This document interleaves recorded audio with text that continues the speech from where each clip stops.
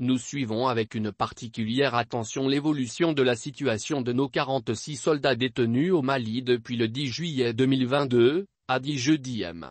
Alassane Ouattara, lors d'une cérémonie d'échange de vœux avec l'armée, à la présidence de la République. Dans la gestion de ce différend entre ces deux pays voisins et amis, la Côte d'Ivoire et le Mali, le président ivoirien Alassane Ouattara a indiqué que l'État ivoirien a de façon résolue privilégié le dialogue et la diplomatie. À cet égard, le chef de l'État ivoirien a salué l'implication et le soutien de Faure Gnassingbé, le président de la République togolaise, médiateur dans la crise, qu'il a rencontré mercredi soir à huis clos à Abidjan. Et ce, après un entretien entre M. Faure Gnassingbé et le président Assimi Goïta, à Bamako. Selon des sources proches du dossier, le président Faure Gnassingbé a plaidé auprès du chef de l'État Assimi Goïta pour la grâce présidentielle au profit des soldats ivoiriens condamnés pour attentats et complots contre le gouvernement malien.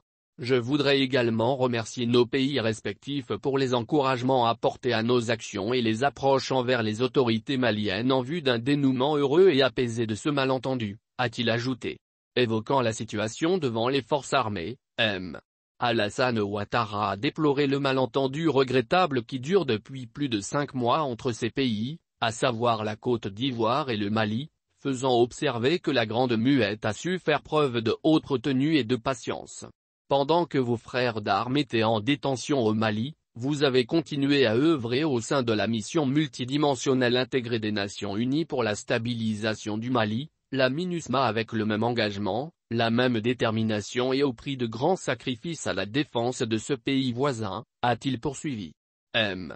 Ouattara a ensuite félicité l'armée ivoirienne pour cette résilience, cet esprit de solidarité et de discipline qui fondent les grandes armées.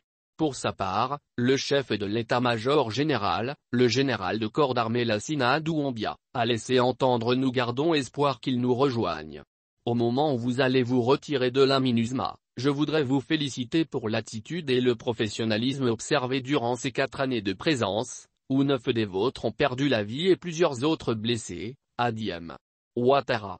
Les 46 soldats ivoiriens, détenus à Bamako, accusés d'être des mercenaires, ont été condamnés le vendredi 30 décembre à 20 ans de prison.